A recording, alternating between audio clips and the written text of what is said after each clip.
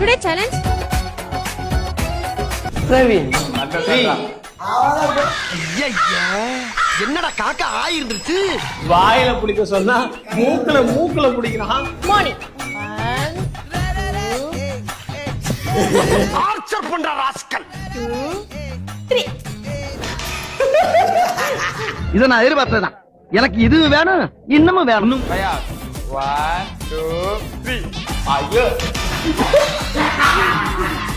சிரிக்கிறானி நீயா 1 2 3